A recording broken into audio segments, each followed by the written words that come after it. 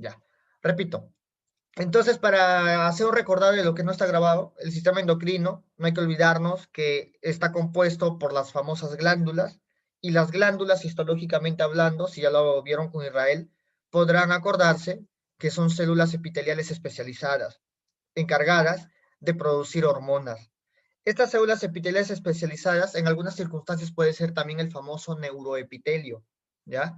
Pero eso lo vamos a estudiar conforme vamos avanzando. No hay que olvidarnos que el sistema endocrino, las hormonas son liberadas directamente a la sangre, ¿ya?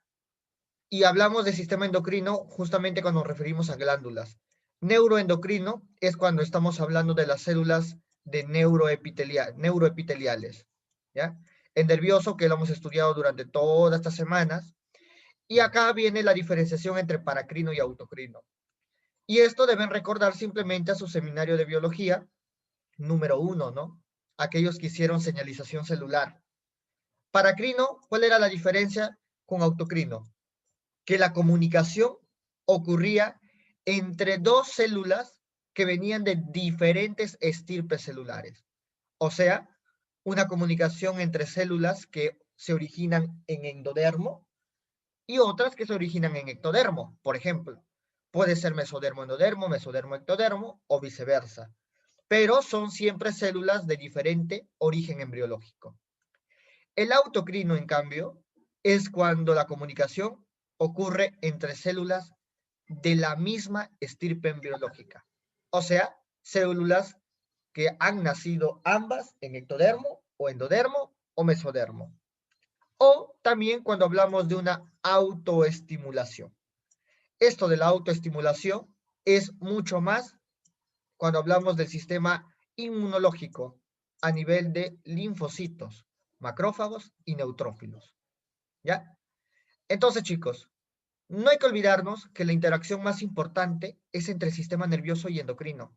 Como les dije, este es el primero en activarse. Y este es el segundo. Y siempre el sistema nervioso se podría decir que tiene una regulación en el endocrino. Y el endocrino puede enviar también sistemas contrarreguladoras al sistema nervioso. La regulación es así, y esto es la contrarregulación. ¿Ya? Una contrarregulación. Y por ahí interactúan otros sistemas. ¿Ya?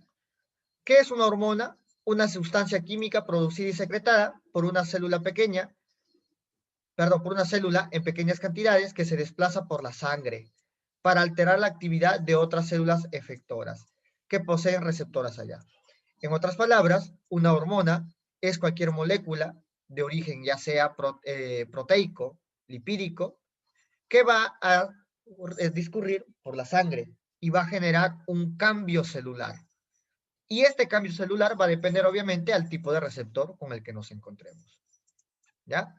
Entonces continuamos.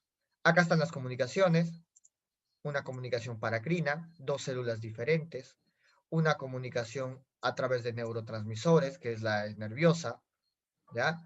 Una comunicación neuroendocrina, nervio o fibra nerviosa, neuroepitelio, con una célula X, y una endocrina donde no tienen absoluta nada que ver el neuroepitelio, pero sí epitelio especializado, ojo, epitelio especializado, a través de la sangre, que va a interactuar con otra célula.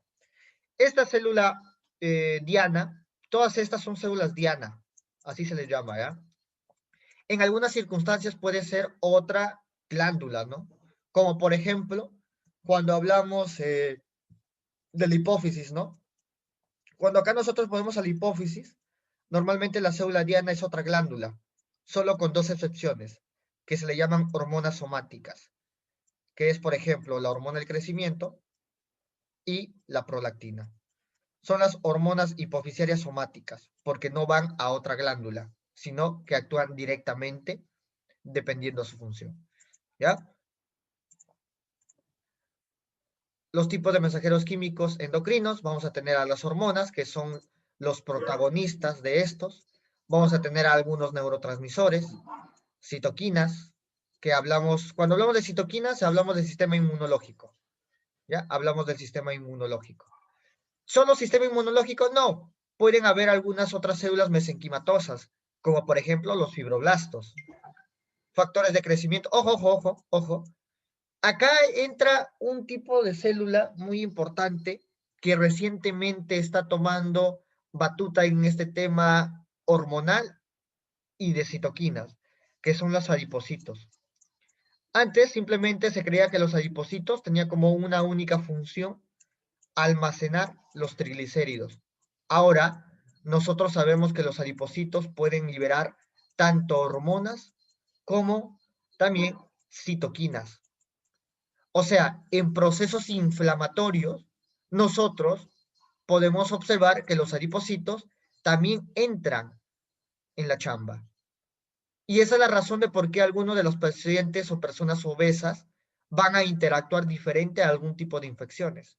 Y por eso es la razón de que se le considera como un factor de riesgo muy importante. Luego tenemos factores de crecimiento.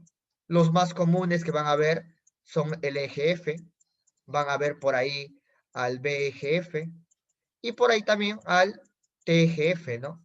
Que es el factor transformante beta fibroblástico, ¿no? El factor, no, este es el factor de crecimiento fibroblástico, ¿ya? Tenemos el factor de crecimiento del endotelio vascular y el factor de crecimiento epitelial, ¿ya? Son los más comunes. Factores antiproliferativos, o sea, aquellos que impidan el crecimiento celular, ¿ya? Luego tenemos factores apoptóticos, eso ya lo van a estudiar en patología, ¿ya? Y factores morfógenos, y otros como por ejemplo sabores, olores y feromonas. ¿Ya? Que eso más que endocrino trata sobre una interacción entre el medio externo con interno. ¿Ya? Así que no nos vamos a meter mucho ahí. Netamente esta semana toca hablar sobre las hormonas y la hipófisis. Algunas funciones de las hormonas son, por ejemplo, la homeostasis, que significa la regulación del medio interno. Si nosotros nos vamos o intentamos enfocarnos o especificar, podemos poner como ejemplo a los líquidos. Y vamos a ver que dos de las hormonas más importantes para la homeostasis de los líquidos son la antidiurética, ¿ya? La antidiurética y la aldosterona, ¿ya? La antidiurética o también llamada vasopresina, ¿ya? Y así vamos a encontrar otras como por ejemplo homeostasis para la presión arterial, homeostasis para el crecimiento y para otros tipos de regulaciones, ¿no?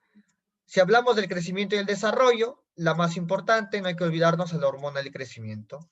Cuando hablamos de reproducción, si intentamos hablar a un nivel hipofisiario, que esa es la premisa del día de hoy, no hay que olvidarnos a la FSH y a la LH.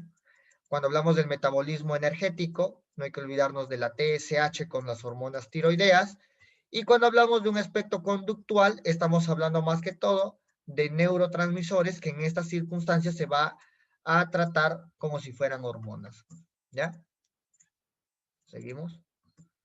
La naturaleza química de las hormonas, o cuál es la clasificación etiológica de por sí, no, a ver, vamos a decir, ¿cuál es la clasificación estructural de las hormonas?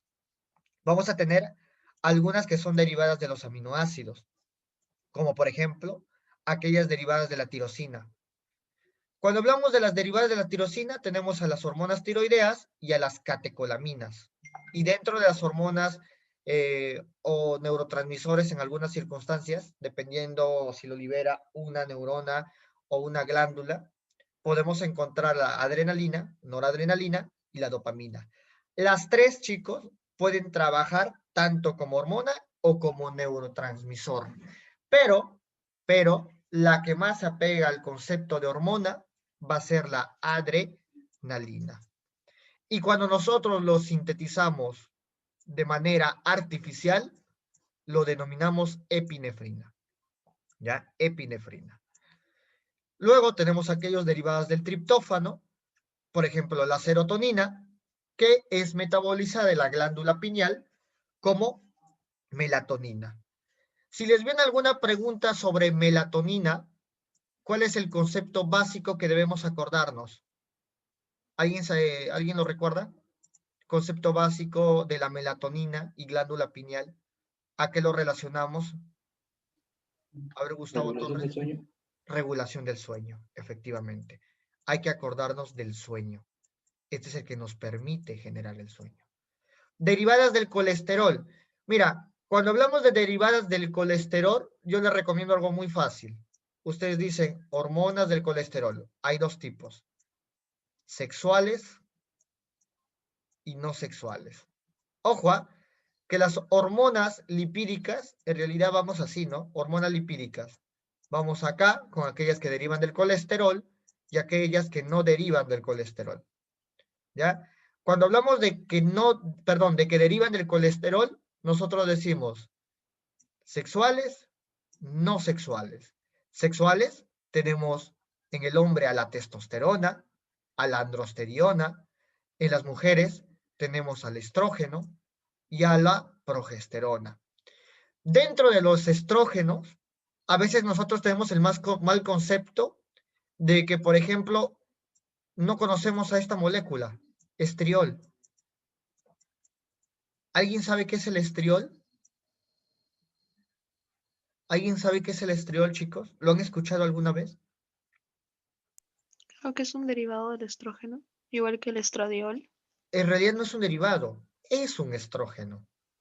Entonces, normalmente tenemos ese concepto, ¿no? Que en realidad deriva o que es un precursor, no. Cuando en realidad estrógenos es un grupo hormonal. Y dentro de los estrógenos tenemos a la estriol y el estradiol. Igual con los andrógenos, por ejemplo. Nosotros podemos pensar que los andrógenos son una hormona, cuando en realidad es un grupo hormonal, donde está, por ejemplo, la androsteriona, ¿ya? Entonces hay que tener ese concepto muy claro. Y cuando hablamos de no sexual, tenemos más que todo aquellas que nacen en la glándula de la corteza suprarrenal, perdón, en la corteza suprarrenal, ¿ya? No sexuales, y son tres hormonas. Uno, que son los glucocorticoides, los mineralcorticoides y los andrógenos, ¿ya? Esos son los tres grupos hormonales que se producen en la corteza suprarrenal. Dentro de los glucocorticoides, te vas a acordar de quién, de la cortisona, ¿no? O el cortisol. Bueno, cortisol mejor, ¿ya? Así lo conocen más. Y justamente este cortisol, nosotros podemos producir un sinfín de fármacos que van a ser semejantes a esto, como por ejemplo la prednisona, la metilprednisolona, otros fármacos como la dexametasona, la betametasona, que son fármacos que se asemejan a los glucocorticoides. Y ya veremos en endocrinología pancreática y perdón, claro, esta semana es endocrinología pancreática y de la glándula suprarrenal. Ahí veremos las funciones de estas. Dentro de los mineralcorticoides, el más común, la aldosterona, que ya les dije que es uno de los principales reguladores de los líquidos. ¿Ya? Y finalmente los andrógenos, que esto es una función muy baja en realidad a nivel de glándula suprarrenal. Luego la vitamina D, ¿cómo se llama? ¿Cómo se llama la vitamina D? ¿Cómo se llama, chicos, la vitamina D? 1,25 de hidrocalciferol. Calciferol. Hay que acordarnos de eso, ¿no? Calciferol. Y si es calciferol, significa que tiende a regular las concentraciones de calcio sérico. Esto lo vamos a ver en hormonas tiroideas y paratiroideas. Ahí lo vamos a observar. ¿Ya? Luego tenemos aquellas hormonas que se originen de péptidos y proteínas. Hormonas como por ejemplo las hipotalámicas, las hipofisiarias, las gastrointestinales, las pancreáticas, cardíacas, paratiroideas y la calcitonina. Si hablamos de las hipotalámicas, no hay que olvidarnos que acá la clave es saber que todos los nombres van a ser hormona estimuladora de la perdón. Acá la clave es hormona liberadora de la hormona estimuladora. Así van a encontrar todas las hormonas que están acá. Por ejemplo, hormona liberadora de las hormonas estimuladoras hipofisiarias, tiroideas. Hormona liberadora, no sé, de la ACTH, de las corticotropinas, de las tirotropinas, así lo vamos a encontrar. ¿Ya? Y eso lo vamos a ir estudiando conforme vamos avanzando también hoy, el día de hoy. Las hormonas hipofisiarias. hay que entonces conocer un poco de la hipófisis. Y ahorita vamos a entrar eso a full, ¿no? Gastrointestinales, lo voy a dejar esto en stand-by, porque ahorita lo vamos a describir mejor. Gastrointestinales, el más común, el péptido vasoactivo. Bueno, tenemos otras, ¿no? Como, por ejemplo, ¿cómo se llama esta? La colecistocinina, ya, entre otras, hay varias acá, la leptina, grelina. Luego tenemos pancreáticas, como por ejemplo, la insulina, el glucagón, ¿ya? Cardíacas, a que no sabían que el corazón produce hormonas. ¿Quién sabe cuál es la hormona más característica producida por el corazón? ¿Quién no sabe? Hormona producida por el corazón. ¿Cuál es la más conocida? Diurético. El péptido natriurético auricular, el que te hace orinar sodio. Acuérdense de eso, te hace orinar sodio. Luego tenemos a las hormonas paratiroidea, que es la PTH, o llamada también paratormona, y la calcitonina, que lo vamos a estudiar más adelante. Ellas son reguladoras de calcio. Vamos con el mecanismo de acción hormonal, o sea, vamos a hablar un poco de receptores. ¿Ya? Vamos a hablar de los receptores. ¿Ya? Esto es más que todo, no lo vamos a profundizar mucho, ¿ya? Vamos a la regulación. Esperen, vamos acá. Miren, chicos. Nosotros, cuando hablábamos del sistema nervioso, el tipo de receptor más común eran esos, más que todo, receptores ionotrópicos. ¿Se acuerdan? Estos eran los más comunes en el sistema nervioso. Los receptores ionotrópicos. Ahora vamos a tener como mayor protagonista a los receptores metabotrópicos. Y vamos a conocer a dos tipos de receptores primordialmente. Uno, aquellos receptores que son asociados a proteína G, y otros que son los receptores asociados a tirosinquinasa. Los receptores asociados a proteína G va a depender mucho a dos cositas. Uno, si es GQ o si hablamos del GIS y GI. ¿Ya? Si es GQ, nosotros vamos a hablar del sistema fosfolipasa C. Y si te dice GS o GI, vamos a interactuar más que todo con el sistema adenilato ciclasa. Creo que todos sabemos, si nos acordamos de la fisiología básica general, que nosotros tenemos acá un receptor que es una serpentina, ¿no? Atraviesa 7 veces la membrana. ¿Se acuerdan? Y teníamos acá a la proteína G. Y esta proteína G tenía una subunidad beta, una subunidad alfa y una subunidad gamma. La que me importa es la alfa. Esta, cuando el receptor se une al ligando, la alfa se desprendía e iba a activar a una enzima. Esta enzima podría ser la adenilato ciclasa o la fosfolipasa C. Esta alfa, entonces, cuando se llena de GTP, viene y activa a esta enzima. ¿Puede inhibir? Claro. ¿Cuándo inhibe? Cuando la proteína G alfa sea una alfa I. Si es alfa S o alfa Q, activa.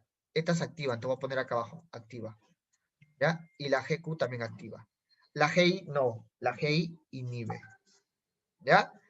Entonces, cuando esta, vamos a poner de ejemplo a la GQ. ¿Ya? Vamos a poner de ejemplo esta. Si esta proteína G alfa Q es esta, entonces activa a la enzima fosfolipasa C.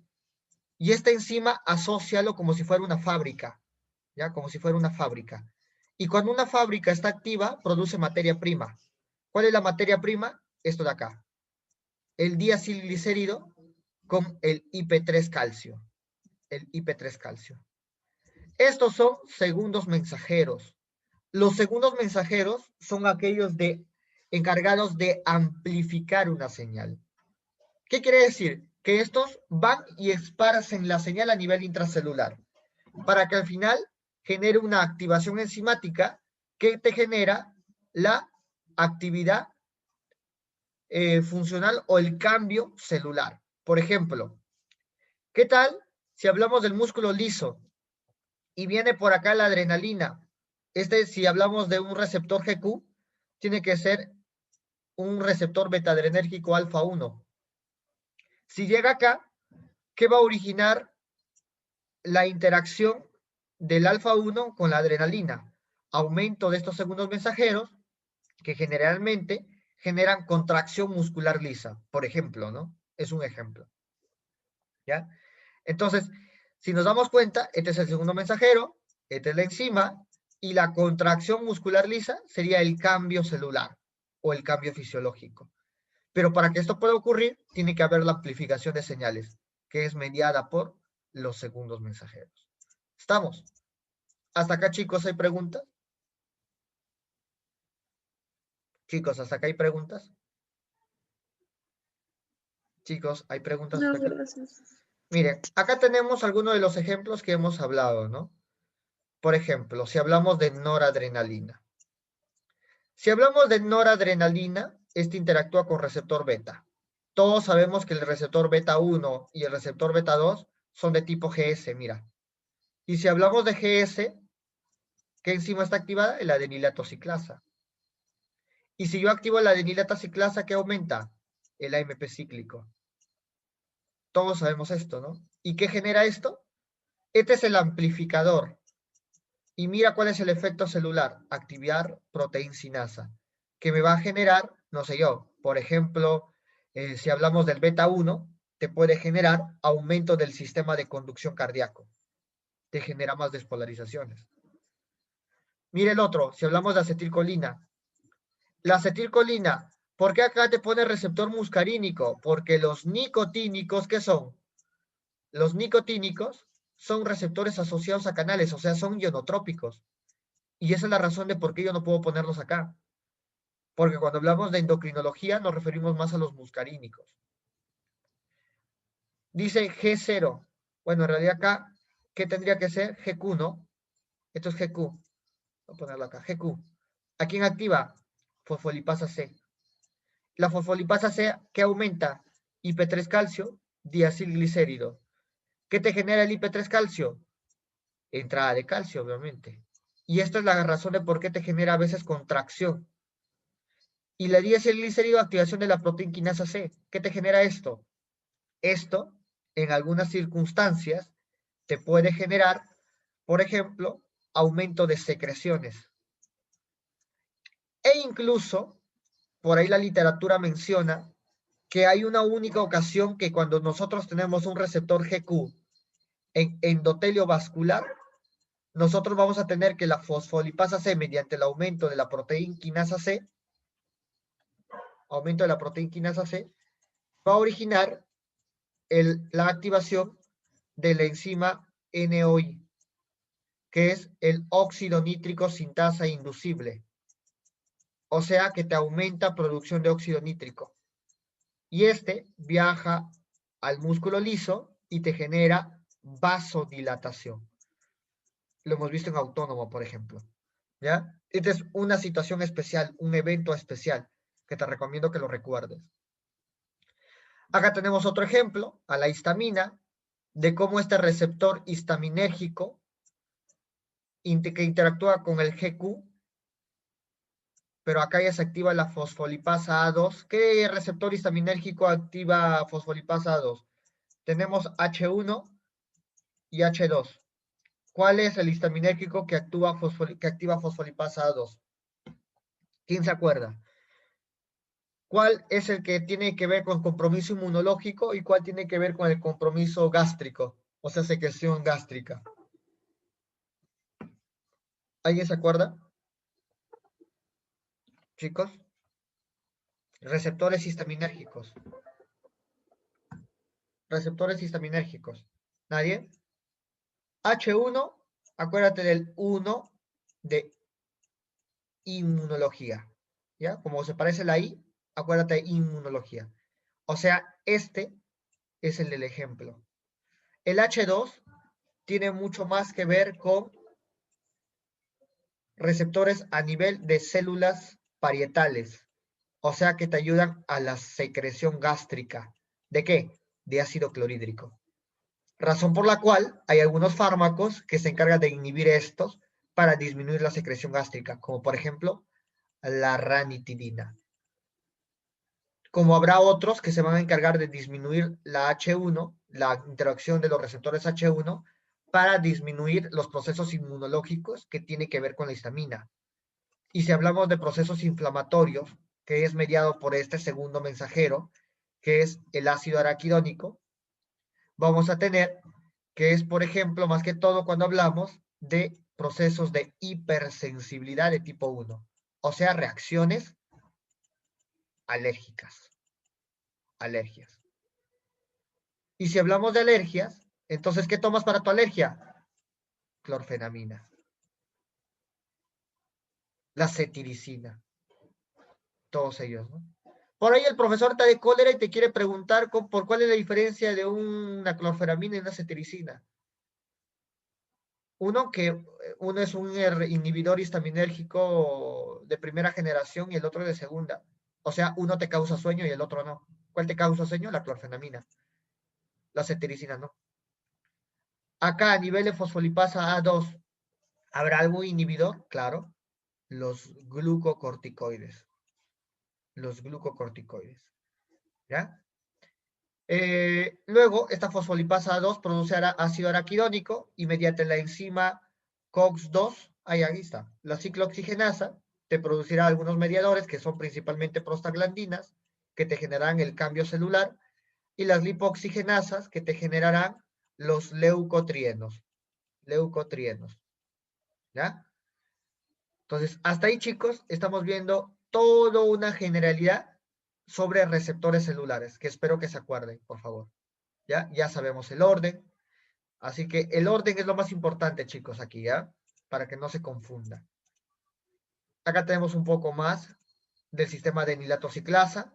Mira cómo esta hormona no esteroidea genera la activación de la proteína receptora. Se activa la proteína G. Esta tiene que ser entonces, ¿qué cosa? GS. Mira quién tiene que estar, el GTP. Importantísimo. Una vez que esta GS se activa, hay activación de la adenilatociclasa, que es la fábrica. Acá dibuja el humito que sale acá, su puertita, y acuérdate de la fábrica. Esta de acá, ¿qué hace? Transforma ATP en AMP cíclico. Y este empieza a aumentar. Este es el segundo mensajero, que activa a proteinsinasas. Normalmente son dos tipos de proteinsinasas la que activa, la A y la C. ¿Ya? La más común es la A. ¿Ya? La más común. Y esta va a generar activación de enzimas específicas, que va a generar productos, o sea, proteínas, que generan el cambio fisiológico. ¿Cuáles son las más comunes encargadas o que tengan receptor de este tipo? O sea, que interactúan con AMP cíclico. TSH, FSH, LH, CRH, ACTH y glucagón. Si te das cuenta de acá, ¿qué podrías definir? Mira esta. Hipofisiaria, hipofisiaria, hipofisiaria, hipotalámica, hipofisiaria y pancreática. Si te das cuenta, la mayoría son hipofisiarias. ¿Ya? De aquí vamos a ver y nos vamos a dar cuenta de cuál es la diferencia, ¿no? ¿Ya? Para poder generar mnemotecnias. Catecolaminas, los receptores beta. Y la vasopresina, los receptores beta 2. ¿Ya? Chicos, cuando hablamos de antidiurética o vasopresina, la pepa es que te acuerdes solo de dos receptores, beta 1 y beta 2. Beta 1 va a estar en músculo liso, ¿ya? Beta 1 está en músculo liso y beta 2 está en célula epitelial, en epitelios. Mayormente, ¿a dónde? A nivel renal. Eso acuérdate. Y por lógica, la antidiurética, ¿cómo se llama? Vasopresina. Entonces, si en el beta 1 está el músculo liso, piensen, ¿qué tipo de receptor me va a asociar a generar vasoconstricción? ¿Será el GS? No, será el GQ. Entonces, beta 1 es de tipo GQ. Y el beta 2 es GS. ¿Por qué? Porque está en epitelio renal. Y todos sabemos que la antidiurética a nivel renal sirve para qué cosa? para aumentar acuaporinas y de esta forma fomentar la reabsorción hídrica. ¿Ya? Les digo esto porque la siguiente clase es el martes y seguramente mañana, o los que tengan examen el martes en la mañana, les pueden preguntar ya cosas sobre esto. Entonces deben tenerlo en cuenta. Este es el sistema fosfolipasa C-diacilglicérido. Acá, chicos, la clave es que te acuerdes de algo muy simple. Que estos te aumentan calcio. Y como te aumenta calcio, tú piensa en las 3 funciones básicas del calcio. Y acá podrías agregar una más, pero no lo voy a poner así, lo voy a poner un puntito porque no es muy específica. 1, contracción muscular. 2, secreciones. 3, potencial de acción. Y 4, apoptosis. ¿Por qué te lo pongo acá así, apoptosis? Porque esto es cuando el calcio se desregula totalmente y aumenta demasiado a nivel intracelular. Mira acá cómo es el chiste. La hormona se une al receptor. Otra vez, esta es la subunidad que se desprende y activa la enzima fosfolipasa C. La fosfolipasa C lo que va a originar es activación del IP3 calcio mediante la conversión a partir del PIP2. Esto se convierte en IP3 calcio y el triacilglicérido se convierte en diacilglicérido. ¿Ya? Una vez que tenemos esto, el diacilglicérido normalmente es el que viene y activa a la proteína quinasa C, que está acá. Y esta proteína quinasa C activa otra proteína que genera la respuesta biológica. ¿Ya? Tenemos, por otro lado, al IP3 calcio, que puede fomentar la entrada de calcio a nivel intracelular, más que todo a nivel de membrana celular, más que todo es acá, ¿ya? A nivel de membrana celular, y de esta forma generar la interacción entre calcio y calmodulina. En muchas circunstancias, el calcio calmodulina, ¿qué es lo que te va a generar? Te va a generar más que todo contracción muscular lisa. Pero habrá algunas circunstancias donde esto te va a generar aumento de óxido nítrico. ¿Cómo lo diferencio? Si esto es músculo liso, obviamente, o si es una célula epitelial. ¿Ya? De eso va a depender. ¿Quiénes son las hormonas que actúan mediante este sistema? Chicos, estas 2 diapositivas que acabamos de ver son muy importantes porque son preguntadas frecuentemente. Mira acá, GHRH. ¿Qué es la GHRH? Hormona liberadora de la hormona de crecimiento. ¿De dónde es? Hipotalámica. La oxitocina, ¿qué es? ¿Quién produce la oxitocina? ¿Hipotálamo o hipófisis? ¿Quién lo libera, chicos? ¿Y quién lo sintetiza? ¿Será lo mismo? A ver, Ivonne, ¿está Ivonne Fernández ahí presente? Ivonne, ¿me escuchas? Ivonne, ¿estás ahí? Se durmió Ivonne. Gustavo, Gustavo, ¿estás por ahí? El hipotálamo lo sintetiza y Ya, la neurohipófisis lo almacena, ¿no? Y para su liberación. ¿No? claro. Eso es muy importante que ustedes lo tengan bien fijado, lo que acaba de decir Gustavo. Que el hipotálamo es el que lo produce. Él produce la oxitocina, pero no lo libera la sangre. O sea, la sangre sistémica. Lo libera la sangre del sistema porta hipoficiario, primario. Pero se va a la hipófisis. Y ahí en la hipófisis es liberado. Perdón, y no se libera la sangre al sistema porta, porque viaja a través de prolongaciones axónicas. Ya lo vamos a ver dentro de un momento. ¿Ya? Y después es liberada, ¿no? Por eso es que lo relacionamos mucho con la neurohipófisis en realidad. La vasopresina, la V1, es el mismo chiste que la oxitocina, porque también lo produce la neurohipófisis, solo que acá vemos ya receptores beta 1, o sea, aquellos que van a estar en músculo liso. Catecolaminas, pero receptores alfa, y para ser más específicos, alfa 1, porque el alfa 2 son G sub I, o sea, inhibidores. Y la angiotensina 2, que justamente es la que genera vasoconstricción. ¿Sí? ¿Estamos, chicos? Es más, la angiotensina 2 va a tener 2 tipos de receptores, los AT1 y los AT2.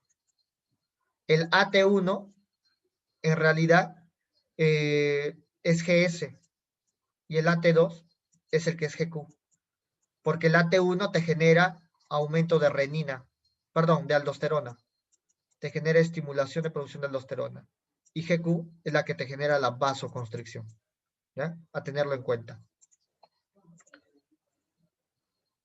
Acá está el sistema calcio-calmodulina, ¿ya? No hay que olvidarnos, recordar fisiología básica otra vez, que el calcio-calmodulina, la calmodulina se une a 4 moléculas de calcio para que sea funcionalmente activa. Una vez que esto está activo, va a generar la activación enzimática, mayormente de enzimas quinasas, ¿ya? O sea, enzimas fosforiladoras. En el caso de que sea músculo liso, tienes la activación de la miosincinasa, y en el caso de que sea músculo esquelético, no hay calmodulina, sino que esta calmodulina más bien se denomina troponina C, o la troponina, ¿no? Con su subunidad C. Acá no es calmodulina, ojo, acá no calmodulina. ¿Ya? ¿Quién toma el nombre de la calmodulina y la troponina? ¿Ya? Eso es fisiología básica, ya, chicos. Esto de las retroalimentaciones, no voy a, bueno, vamos a explicar un poquito solo de la contrarregulación, ¿ya? De la contrarregulación. Pero quiero ver si es que hay anatomía aquí. Ya, acá hay un poco. Ah, ya, sí hay. Ya. Acá está la contrarregulación. Miren, chicos. Nosotros sabemos que normalmente tenemos al hipotálamo, tenemos, por ejemplo, a la hipófisis, y tenemos una glándula endocrina anexa. Y finalmente, un target tisular, o sea, una célula diana. ¿Ya? Una célula diana. ¿Estamos? Estos son los componentes básicos de todo eje hipotálamo hipofisiario. Vamos a imaginarnos que estamos generando un estímulo que te va a producir la liberación de la TRH, que es la hormona liberadora de tirotropinas. La TRH va a viajar a la hipófisis y va a activar la liberación de la TSH, que es la hormona trófica 2, ¿no? Que vendría a ser TSH. Dice hormona trófica 2 porque es la segunda en liberarse. Esta TSH genera un feedback positivo o una retroalimentación positiva en la glándula endocrina que vendría a ser la tiroides y produce la hormona, que es la T3 y T4, que finalmente va a las células diana y genera una respuesta. Pero no hay que olvidarnos algo muy sencillo que va a ser muy importante para que ustedes entiendan la contrarregulación, por ejemplo, tiroidea. Si tú tienes un hipertiroideo, mira, tú tienes un hipertiroideo. ¿Qué tienes mucho? Un exceso de hormona T3 y un exceso de hormona T4. Tienes exceso de estas dos. Si tú tienes un exceso de estas dos, la pregunta es, ¿cómo estará la concentración de TSH? ¿Estará aumentada o disminuida? ¿Cuál será el efecto regulador en hipófisis por la T3 y la T4? ¿Qué opinan ustedes? A ver, vamos con Gianfranco. Gianfranco, ¿alguna idea?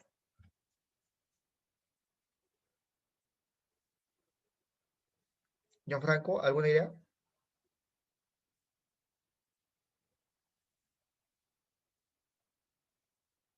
Gianfranco, ¿estás ahí? No está Gianfranco. Luciana, ¿estás ahí tú? ¿Estaría bajo? Estaría baja. ¿Por qué? Dice, Porque estaría hay baja. mucha más tiroidea, entonces en la TSH estaría menos, o sea, sería contrarregulador. Claro, mira. Si tú tienes mucha T3 y T4, estas de aquí van a venir a la hipófisis y también al hipotálamo y le van a decir a los dos, oye, tengo mucha T3 y T4, bájale a la TRH y bájale a la TSH. Entonces, estas dos disminuyen para que de esta forma la glándula tiroidea empiece a disminuir la secreción de T3 y T4. ¿Ya? Entonces, esa es la razón. Esa es la razón fisiológica de la contrarregulación o del famoso eje hipotálamo hipofisiario, que muchas veces ustedes se confunden, ¿no? Es muy frecuente confundirnos a ese nivel, ¿ya? Pero ahora ya no es permitido, ¿no? El ciclo pasado ya normal, pero el eje tiene que estar clarísimo. porque a cada rato te van a preguntar este tipo de cosas. ¿Ya? ¿Qué pasa, por ejemplo, si el metabolismo basal aumenta? ¿Cómo sería la contrarregulación de un metabolismo basal aumentado? ¿Cómo estarán las hormonas tiroideas? ¿Aumentadas o disminuidas? ¿O qué tendría que pasar, no? La contrarregulación, ¿cuál sería? Si tengo un metabolismo basal aumentado a nivel tiroideo, significa que yo tengo que disminuir el estímulo. Entonces, tiene que disminuir TSH, tiene que disminuir TRH para que de esta forma disminuya T3 y T4 y el metabolismo basal disminuya. Entonces, esa es la consigna, chicos, ¿ya? Vamos a seguir. Esto es un poco, pero con otro ejemplo, ¿no? Mira, acá te pone ahora, el estímulo, pero con respecto a la glándula suprarrenal. ¿Ya? Mira, el hipotálamo libera el CRH, que es la hormona liberadora de las corticotropinas. Una vez que esta se liberadora, el estímulo 1, que es a nivel de adenohipófisis, es liberar la hormona adenocorticotropa, que es la ACTH. Esta de acá genera el estímulo 2, que va a ser la producción, por ejemplo, de cortisol. Y el cortisol recién va a ir a un tejido diana y va a generar un cambio. ¿Me entienden? Pero, ¿qué pasaría, por ejemplo, en un síndrome de Cushing? En un síndrome de Cushing. ¿Qué pasa en el síndrome de Cushing? ¿Cómo tendría que estar, por ejemplo, la ACTH? ¿Cómo está la ACTH en un síndrome de Cushing? ¿Aumentada o disminuida? ¿O no hay ninguna interacción? Disminuida, no sé. ¿Ah? Disminuida. Está disminuida, ¿no? Porque tengo mucho cortisol. Entonces yo mando estímulo para que disminuya el cortisol. ¿Y cómo hago para disminuir cortisol? Disminuyendo ACTH. ¿Qué pasaría en una enfermedad de Addison? ¿Han escuchado de Addison? Sería al revés, porque es insuficiencia suprarrenal. Claro, ahí es una insuficiencia, ¿no? Entonces al revés, ¿no? La ACTH está aumentada. Un hiperaldosteronismo primario o secundario, dependiendo, ¿no? Entonces, básicamente, eso es la forma que ustedes tienen que interpretarlo. Eso no lo vas a encontrar en el libro. Eso tienes que entenderlo. Y en base a eso te van a preguntar. Tu final, perdón, va a estar lleno de este tipo de contrarregulaciones. Y te van a poner un sinfín de ejemplos con respecto a patologías. Y eso tienen que aprender ustedes a describirlo. ¿Habla algún estímulo a nivel nervioso para nosotros generar una liberación hormonal? Claro. Acá te ponen al páncreas. Pero, ¿qué tal si ponemos el ejemplo de la glándula suprarrenal para relacionarlo con el sistema nervioso autónomo? ¿Cómo lo podemos mencionar acá? Había un estímulo parasimpático, mira, parasimpático, que mediante producción de acetilcolina a nivel de glándula suprarrenal, te generaba ¿qué cosa? Liberación de una hormona a nivel de médula suprarrenal, que era la liberación de adrenalina y noradrenalina. Mira cómo en base a un estímulo nervioso, yo genero una liberación ahora hormonal. La noradrenalina y adrenalina que podría ser liberada en espacio sináptico y comportarse como un neurotransmisor, yo a nivel de glándula, a nivel de médula de glándula suprarrenal, libero en sangre y ahora cumple una función hormonal. Entonces, esa es la forma de que ustedes tienen que aprender a interpretarlo, ¿ya, chicos? Ya, esto de la insulina lo vamos a ver en eje pancreático. Por eso es que no lo quiero tocar porque ahí sí nos vamos a demorar bastante. Ahora sí, chicos. ¿Qué hora es? ¿Cómo vamos con la hora? Estamos bacán. Entramos a ver ahora sí a la hipófisis. Chicos. La hipófisis, ¿en dónde está? Silla turca, ¿no? La silla turca. Está en la silla turca. Y la silla turca es parte del hueso esfenoides. Lo encontramos en ¿qué fosa craneal, chicos? Fosa craneal. Medio. Una vez vino en el examen integrador. La localización de la hipófisis es a nivel de la fosa de la silla turca del hueso esfenoides, ubicada en la fosa craneal posterior. Todos vieron silla turca, hueso esfenoides, fosa, marcaron esa. y después se dieron cuenta que estaban en el peor error, en la peor blasfemia anatómica a nivel endocrina. Porque no es así, ¿no? Es fosa media craneal. Y ese error no pueden cometerlo, al menos los alumnos de BNG no pueden cometerlo. ¿Ya? Esta glándula hipofisiaria también se llama glándula pituitaria. Van a tener relaciones importantes a nivel de silla turca.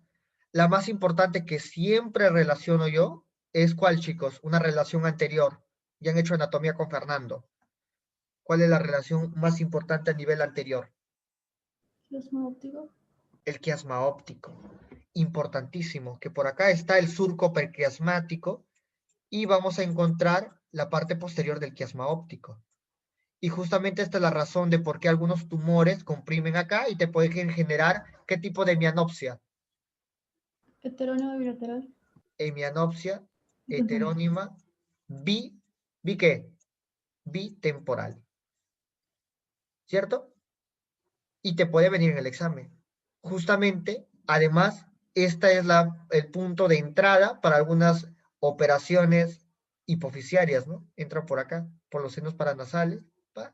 Y arreglan por acá. Obviamente no dañan silla turca. Perdón, no dañan quiasma.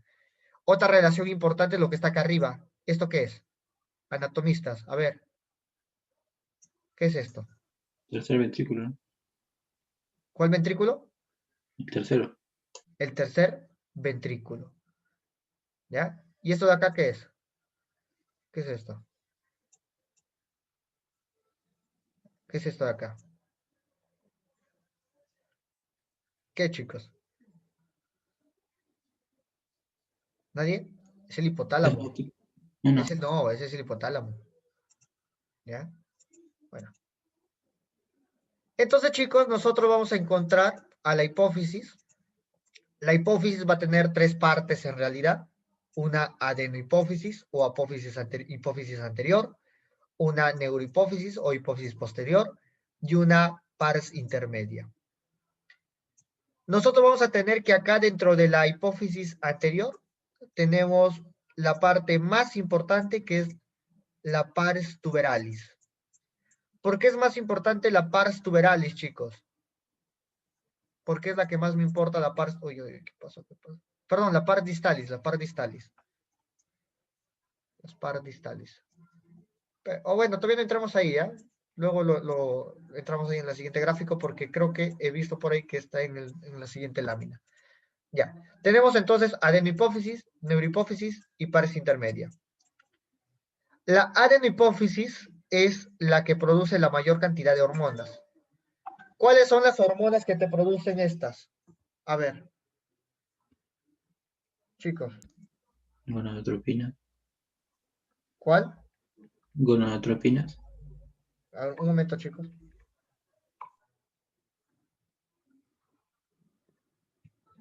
Ya. ¿Qué produce la adenohipófisis? Por ahí me dijeron gonadotropinas. Las gonadotropinas, ¿quiénes son? Dos, ¿no? FSH LH. y LH. ¿Cuál más tenemos? La TSH. ¿Cuál más? La ACTH. La prolactina y la HG. ¿Por qué te he dibujado estas tres, chicos? Espera, un momento, chicos, un momento, disculpen, por favor.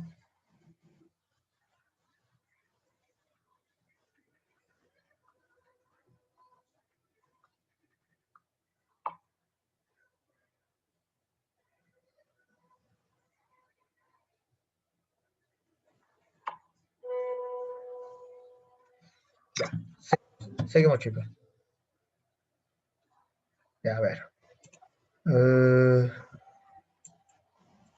Ya. Tenemos entonces la TSH, ACTH, prolactina, hormona de crecimiento y gonadotropinas. ¿Por qué es que les menciono a estas hormonas? Porque cada una va a tener un tipo de célula por la cual va a ser liberada. Por ejemplo, la TSH es liberada por ¿qué célula? Tirotrofas. La ACTH son liberadas por las corticotrofas. La prolactina es liberada por las lactotrofas. La HG liberada por las somatotrofas. Y la, ¿dónde está? La gonadotropinas liberado por las gonadotrofas. ¿Ya? Entonces, cada una de estas van a tener un tipo de célula diferente. Y si nos damos cuenta, tenemos 5 tipos de células diferentes a nivel de adenohipófisis, que van a ser divididas en células acidófilas o basófilas. O también pueden ser divididas en cromófagas o cromófilas. Pero en esta última clasificación, ¿qué se acuerdan o qué les han mencionado? ¿Qué les han mencionado, chicos? ¿Qué les han mencionado? Sí. Las somatotrofas creo que eran acidófilas. ¿Ah? No, Las no, no. A ver, acá hay algo importante, chicos, de la historia histológica. ¿Qué les dijo Israel sobre cromófobas y cromófilas?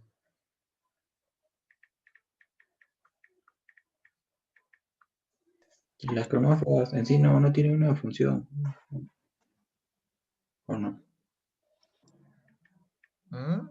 En otra. En realidad, chicos, no existe cromófobas. ¿No les dijo eso?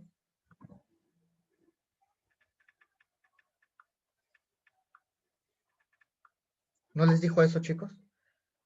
Que en realidad las cromófilas se tiñen, ¿por qué? Porque están llenos de gránulos. Están llenos de gránulos. Y dependiendo del gránulo puede ser acidófilo o basófilo. Pero las cromófobas, en realidad, son las cromófilas, pero sin sus gránulos. ¿Ya? O sea, no hay gránulos. Ese es un dato que pueden mencionar durante, durante la exposición. ¿Ya? A tenerlo en cuenta. Luego, cuando hablamos de la neurohipófisis, ¿qué vamos a tener en cuenta? Que acá la neurohipófisis no produce hormona. Ella no sabe sintetizar hormona.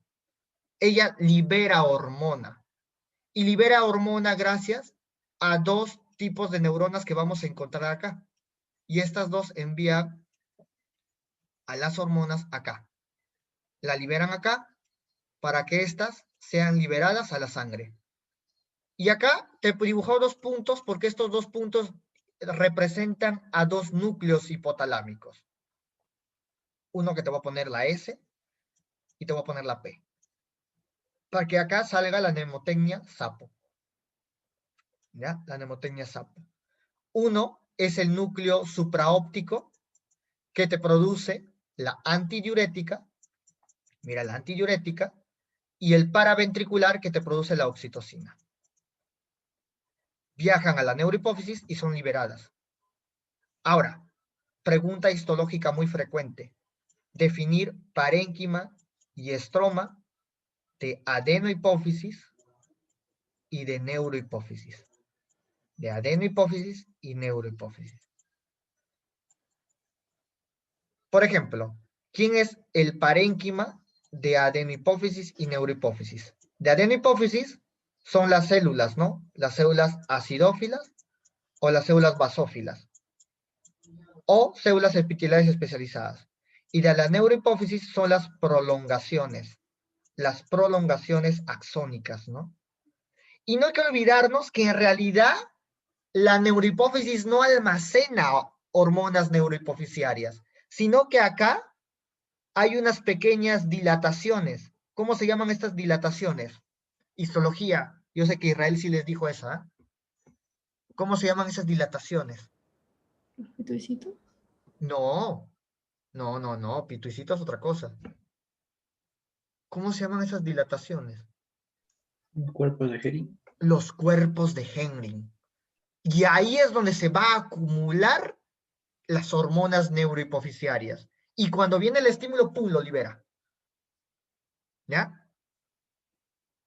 No hay que olvidarnos que la antidiurética está regulada por la osmolaridad y la oxitocina por los estímulos uterinos y estímulos exógenos que vienen para generar eyección de la leche. ¿Ya? La siguiente clase vamos a hablar un poco más detallada de cada hormona neurohipofisiaria. ¿Ya? Ah, ya. Y el estroma, chicos, el estroma a nivel de adenohipófisis, estamos hablando de tejido conectivo, ¿ya? Tejido conectivo, y a nivel de neurohipófisis, hablar mucho de los pituicitos, ¿ya? Hablar mucho de los pituicitos, ¿ya? Ya sabemos cuál es la función de los pituicitos, ya lo hemos estudiado en histología. Acá tenemos un poquito más de la división ya de la adenohipófisis y de la neurohipófisis. Muy importante saber determinar, ojo, que acá vamos a tener, por ejemplo, el infundíbulo. Acá hay otro, ¿no? ¿Cómo se llama esto? Eminencia. ¿Cómo se llama esto, chicos? Eminencia. ¿Eminencia qué? ¿Nadie? Eminencia óptica. ¿Ya? Y el infundíbulo es prácticamente el tallo hipofisiario. Y el infundíbulo va a generar el cono infundibular, que va a ser prácticamente el piso del tercer ventrículo. No hay que olvidarnos, ¿ya? Y la eminencia óptica o eminencia media, ¿ya? Va a ser el que va a conectar el hipotálamo con el tallo hipofisiario, y el tallo hipofisiario va a ser el que va a conectar prácticamente con la con la adenohipófisis y la neurohipófisis, ¿ya? No hay que olvidarnos que aquí hay una capa que va a separar, ¿ya?, a la adenohipófisis con el resto del sistema nervioso central, ¿ya? Que algunos lo llaman tienda hipofisiaria, ¿ya? Es capa meningia. Hay que recordar eso. A ver, entonces la neurohipófisis, también llamada pars nervosa, tenemos la pars tuberalis, la pars intermedia y la pars distalis. ¿Cuál es una de las más importantes? La tuberalis y la distalis. La distalis es la que te produce más hormonas, donde están la mayoría de células. La pars intermedia, esta, acuérdate de los animales, producen las hormonas melanocorticotropas, ¿ya? Pero no hay mucha relación en humano, ¿ya? Un momento, chicos.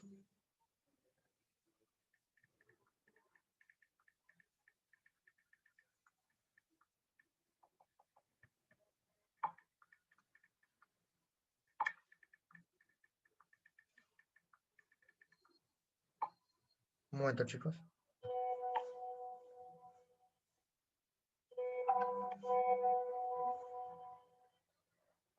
Un momento, chicos, pues, disculpen, sino que me están escribiendo los de fisio.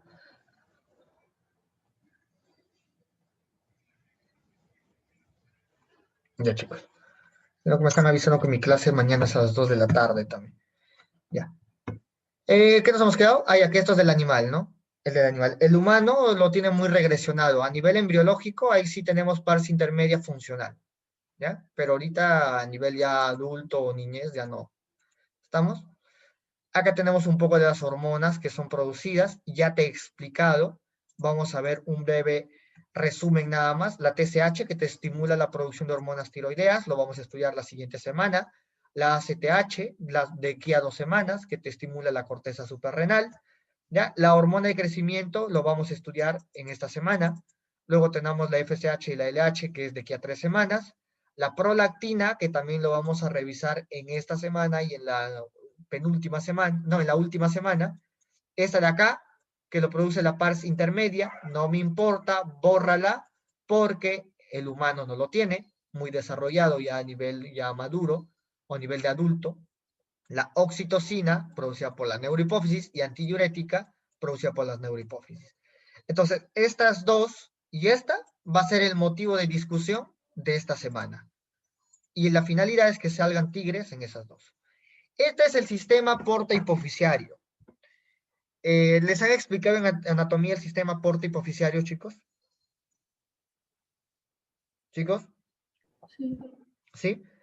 ¿Cuántos sistemas porta tenemos a nivel de cuerpo humano? ¿Lo saben? 4. 4. Tenemos el primero, ¿cuál es? El más importante. El más El hígado. importante. Ya, ese se llama sistema porta hepático. Luego tenemos el sistema porta hipofisiario. ¿Y cuáles son los otros dos? El renal, El renal, ¿ya? O sea, los glomérulos. Falta uno. El entérico. ¿Ah? ¿Cuál? El estómago entérico sería, ay. ¿Cuál? A ver. El Intestino. entérico. El entérico, efectivamente.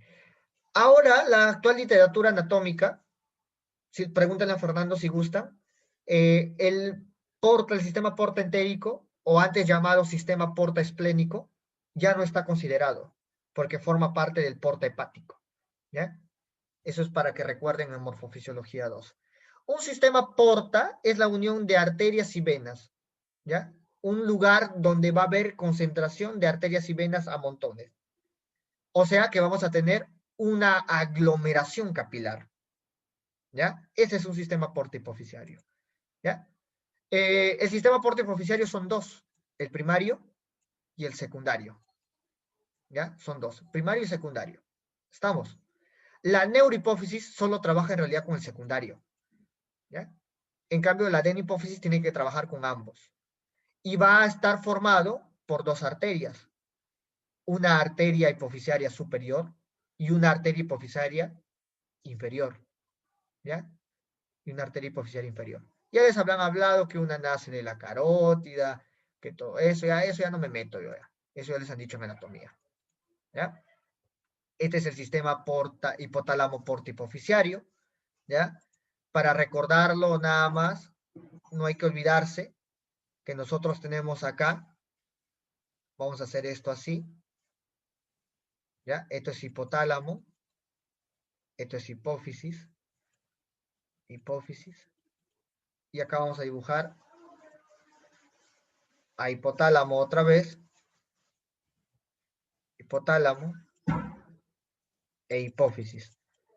¿Cuál es la diferencia, chicos? Que acá hacemos la representación de la neurohipófisis y acá hacemos representación de la adenohipófisis. ¿Por qué? Porque la adenohipófisis, si te das cuenta, mira hacia dónde va. Viene acá, libera la hormona, perdón, viene acá, libera la hormona a nivel sanguíneo en el sistema porta hipoficiario primario, viaja por la sangre, llega a las células, ya sea somatotrofas, células tirotrofas, no sé yo, y genera estimulación en esas células para que liberen a la segunda hormona, que es liberada en el sistema hipoficiario, porta hipoficiario secundario. En cambio, la neurohipófisis, mira, directamente llega a la neurohipófisis, ¿ya? A través del hipotálamo, y libera a la hormona en el sistema porta. Y esta de aquí se expande, ¿ya? Entonces, a tenerlo en cuenta, muchachos. Control endocrino, mira, acá está ya todo lo que hemos hablado de manera resumida, ¿ya? Todo lo que hemos hablado de manera resumida. Ah, ya. Si nos damos cuenta, la hormona de crecimiento es una de las pocas que no tiene una glándula anexa a nivel hipoficiario. Solo son dos, ¿no? Y eso, que yo podría decir que la hormona de crecimiento es la única, porque la prolactina va a una glándula, solo que es una glándula exocrina, que son las glándulas mamarias.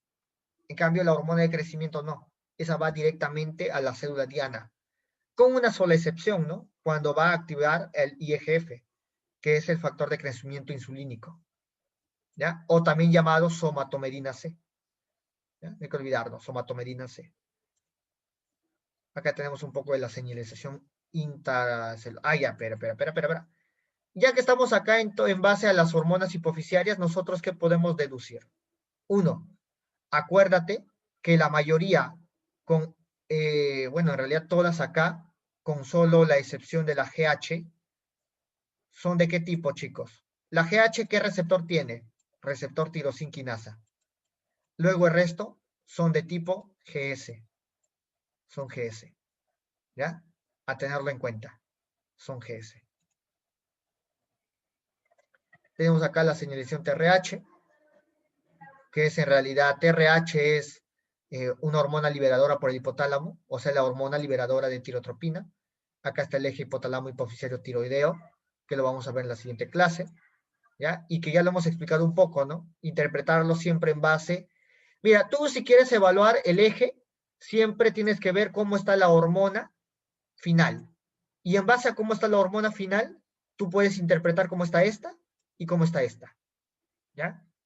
Esa es una de las lógicas importantes del eje. Y así lo vas a entender. Y acá está la acción de la GHRH a través de GS, o sea, la hormona liberadora de la hormona del crecimiento, el eje hipotálamo hipofisiario con respecto a la hormona del crecimiento.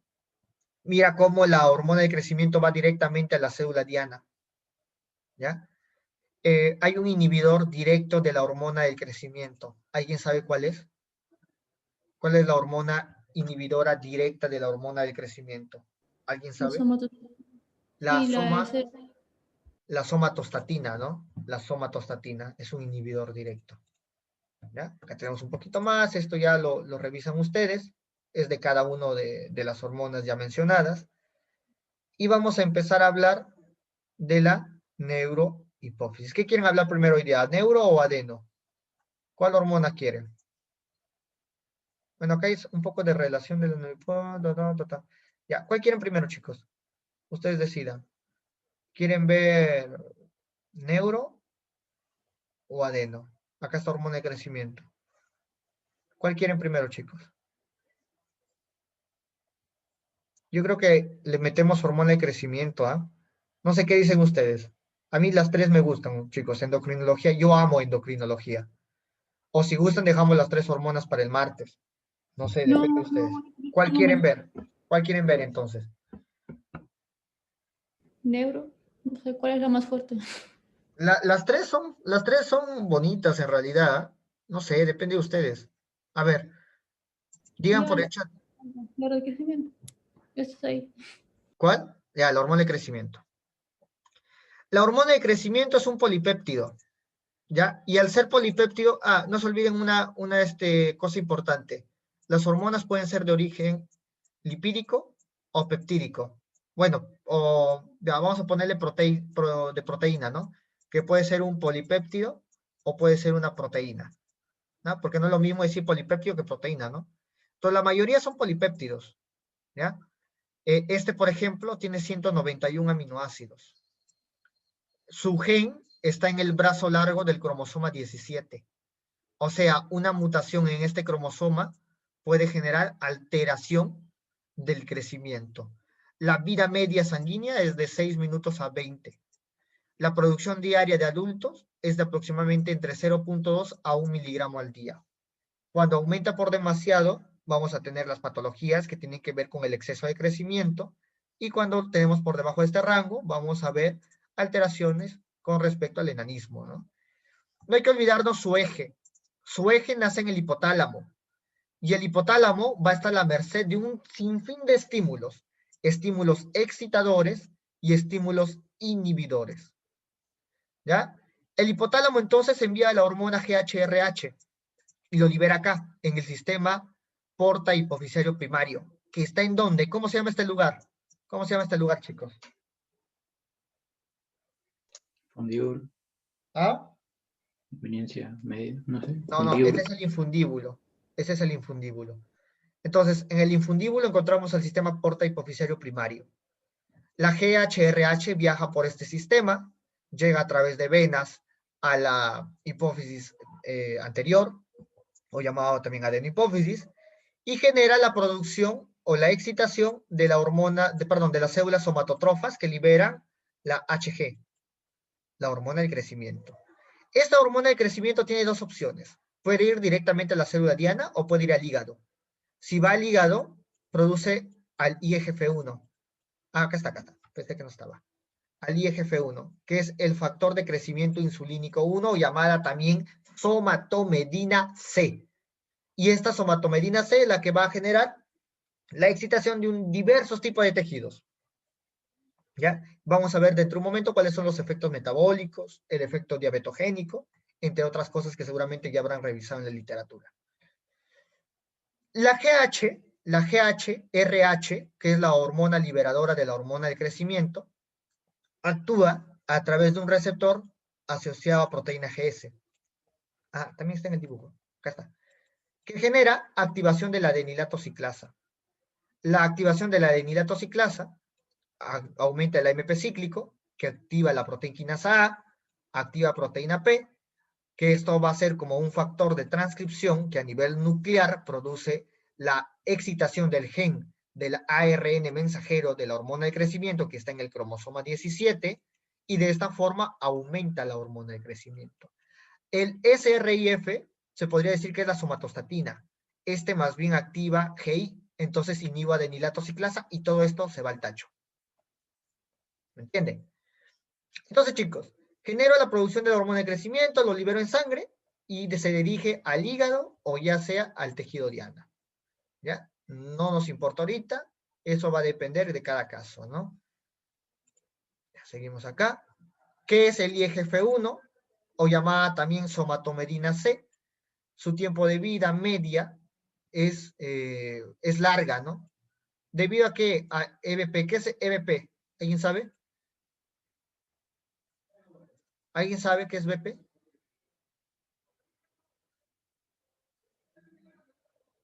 ¿Alguien sabe, chicos? Somatomedina C. Va de la mano de una bomba, que es la bomba de protones, ¿ya? Y su síntesis va de aumento progresivo durante la infancia. O sea, ahí es donde más empezamos a producirlo. Y llega a su finalidad en la pubertad.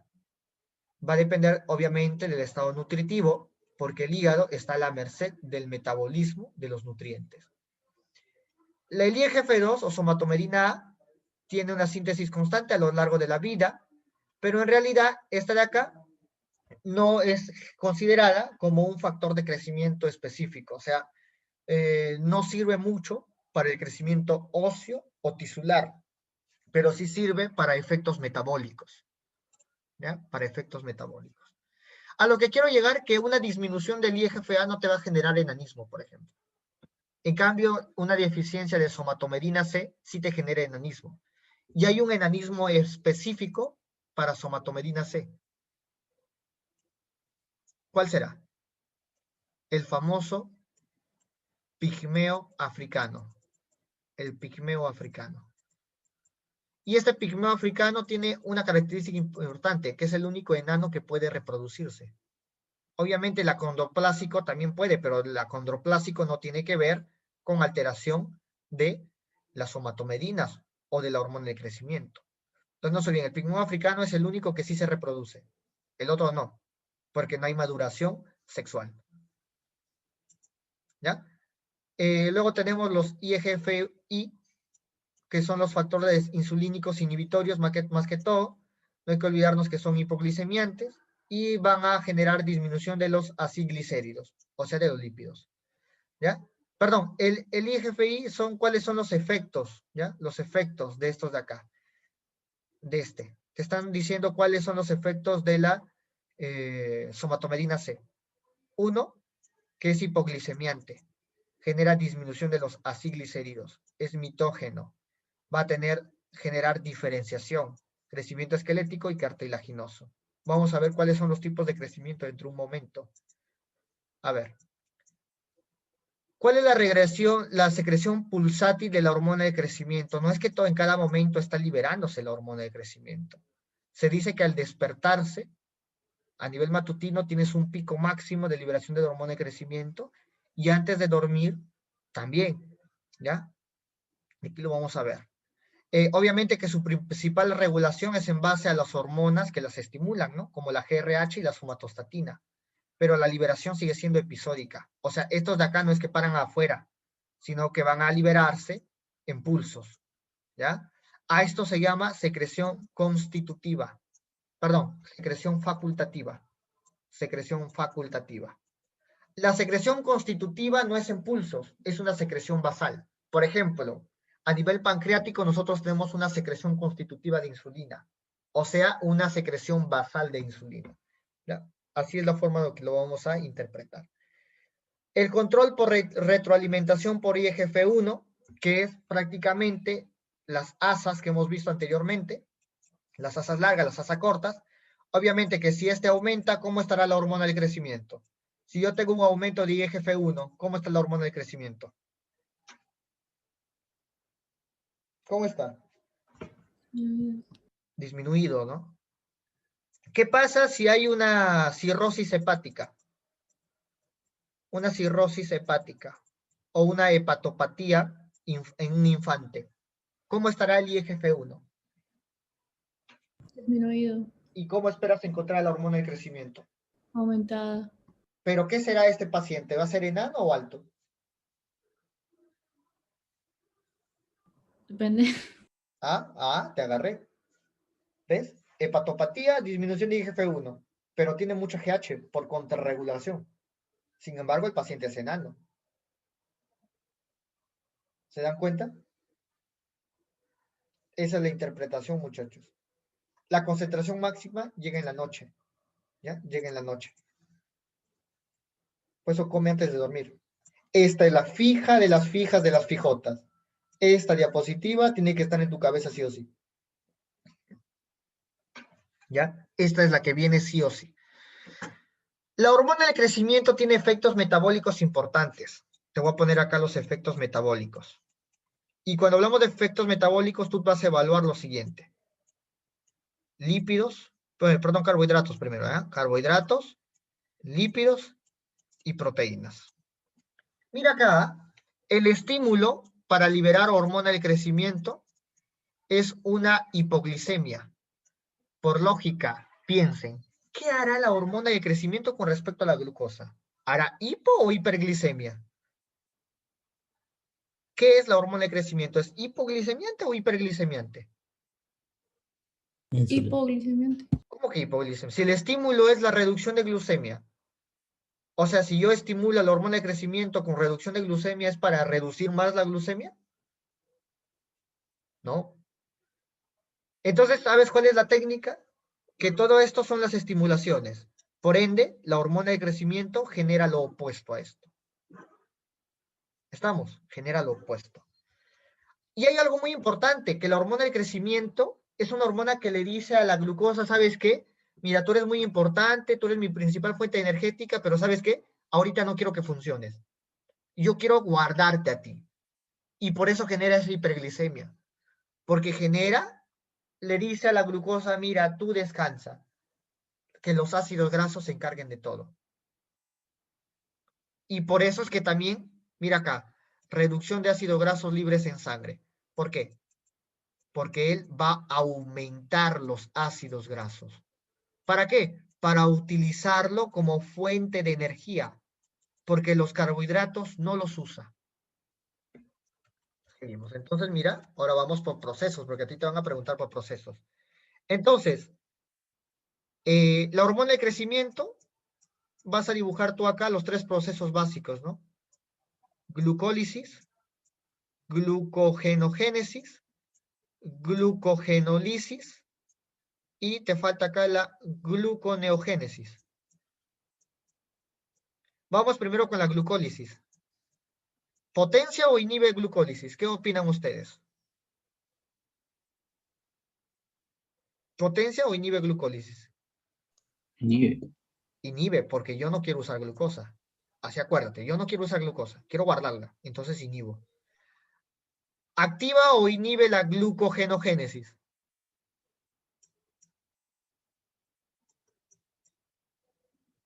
¿Qué opinan? Aumenta, ¿no? No. Aumenta, porque quiero guardar glucosa en glucógeno. Y de esta forma poder meter más glucosa en la célula. La glucogenólisis, entonces lo inhibo. Y la gluconeogénesis también lo potencio para aumentar glucosa. Ahora, si yo genero un estado hiperglicemiante, ¿cuál es la hormona que se va a producir a nivel de páncreas? La insulina, ¿no? La insulina. ¿Qué pasa si hay un efecto aumentado de la hormona de crecimiento? O sea, ¿qué pasa en el gigantismo? Tienes demasiada hormona de crecimiento, por ende habrá demasiada hiperglicemia. Y la insulina va a liberarse, pero la insulina no va a ser suficiente para poder generar la disminución de la glucosa. Y empieza a ocurrir un sistema de resistencia. Además, la reducción de ácidos grasos, que significa que es un estimulador, ¿qué significa esto? Que la hormona de crecimiento a nivel de lípidos, ¿qué hace? Aumenta lípidos o ácidos grasos libres. ¿Cómo aumento ácidos grasos libres? Acuérdate de algo muy simple. Genera lipólisis a nivel de tejido adiposo, o sea, en adipocito, pero genera lipogénesis a nivel hepática. ¿ya? A nivel hepática. ¿Ya? A nivel hepática. Ahora, chicos, hay que entender entonces que esta lipólisis va a generar después el gasto para producir energía mediante beta oxidación. Y esta beta oxidación que te produce energía mediante esta, ¿cómo se llama esto? Respuestas oxidativas a nivel mitocondriales, te producen una molécula que se denomina radical libre. Y los radicales libres dañan proteínas, dañan ADN, dañan lípidos. Y que esto sumado allá el aumento hiperglicemiante puede generar aumento de la resistencia insulínica. Aumenta demasiado la resistencia insulínica. Y esto genera el efecto diabetogénico. O sea, puede haber una diabetes inducida por aumento de hormona de crecimiento. Ahora, mira acá, inanición, ayuno, déficit proteico. Este es el estímulo. ¿Qué quiere decir? ¿Qué hace la hormona de crecimiento en las proteínas? Aumenta. Y algo muy simple, chicos. Ustedes enfóquense a que yo quiero proteínas porque quiero crecer la célula para duplicarla y poder crecer a nivel de tejido. Esa es la consigna. Entonces piensen qué efectos hará la hormona de crecimiento con respecto al metabolismo proteico, proteogénesis, ¿no? Pero ¿qué procesos?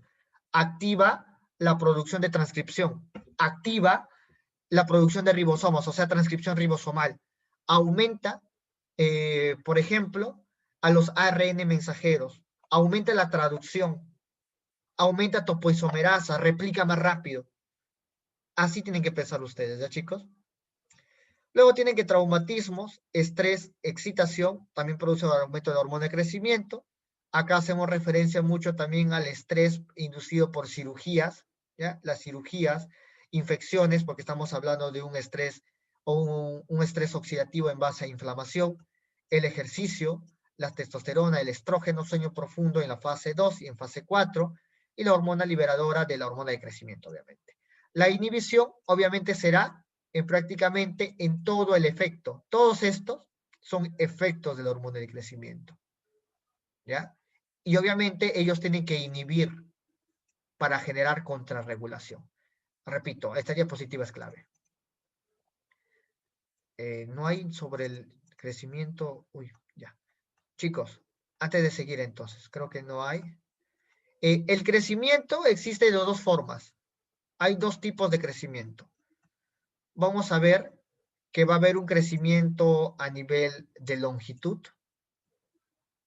y hay un crecimiento a nivel de grosor. ¿Ya? Un crecimiento a nivel de longitud y un crecimiento a nivel de grosor. El crecimiento a nivel de longitud tiene que ver con ¿qué cosa, chicos? ¿Qué han leído sobre el crecimiento de longitud? Lo conocen al huesito, ¿no? La epífisis. Ya, ¿qué hay con la epífisis? ¿Qué hay ahí? ¿Qué hay acá? ¿Qué hay acá y qué hay acá? Cartílago. Cartílago epifisiario. Ese cartílago epifisiario, perdón, son condroblastos, que se van a diferenciar mediante hormona de crecimiento a osteoclastos. Y los osteoclastos van a generar matriz ósea que van a generar el aumento de la hormona de crecimiento. Sin embargo, perdón, van a generar el aumento de la longitud ósea. Sin embargo, esto tiene un límite. Normalmente, en el hombre a los 21, 22 años y en la mujer a los 17, 18 años, ya no tienen cartílago epifisiario. Por ende, si tú le pones, por ejemplo, hormona de crecimiento a una persona de 24 años, ¿lo harás crecer? No. No puedes hacerlo crecer. Por eso el endocrinólogo, para hacerte una terapia de crecimiento, ¿qué es lo primero que te hace? Te saca una placa de la mano, para ver si hay cartílago epifisiario a nivel de tus metatarsos. Y de esa forma identificar si es que es posible hacerte crecer o no. ¿Ya? No hay que olvidarnos eso. Y luego tenemos otra forma de crecimiento óseo, pero que es en grosor. Y se basa en dos cosas muy simples. Activación de osteoclastos e inhibición de osteoblastos. Como ustedes son cracks en histología, saben que el osteoclasto es el que produce matriz ósea y el osteoblasto el que se come, ¿no? El macrófago. Es el macrófago óseo. Si yo tengo esto, ¿qué voy a entender? Que hay formación de hueso nuevo, pero hay persistencia de hueso viejo. Y de esta forma el hueso crece en grosor más no en longitud. Entonces, si yo tengo un exceso de la hormona de crecimiento, ¿de qué va a depender que genere gigantismo o la otra patología que es acromegalia? Del momento en el que esto aumenta. Si es a nivel de infancia o congénito, ¿para cuál lado se irá? ¿Para el crecimiento longitudinal o para el crecimiento de grosor? ¿Qué opinan?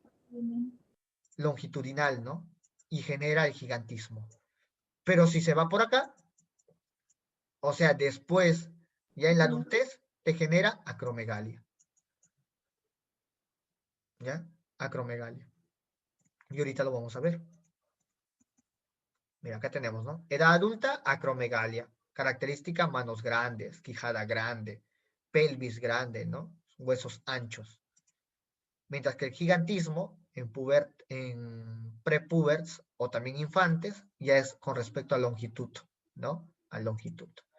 Aquí tenemos a Robert Waddell, gigante de tumor hipoficiario. Mira, te fijo, mide más de 2,20 m. ¿Ya? ¿Estamos, chicos? Y eso sería todo por el día de hoy. ¿Qué tal, chicos, la clase? ¿Han entendido? Esto de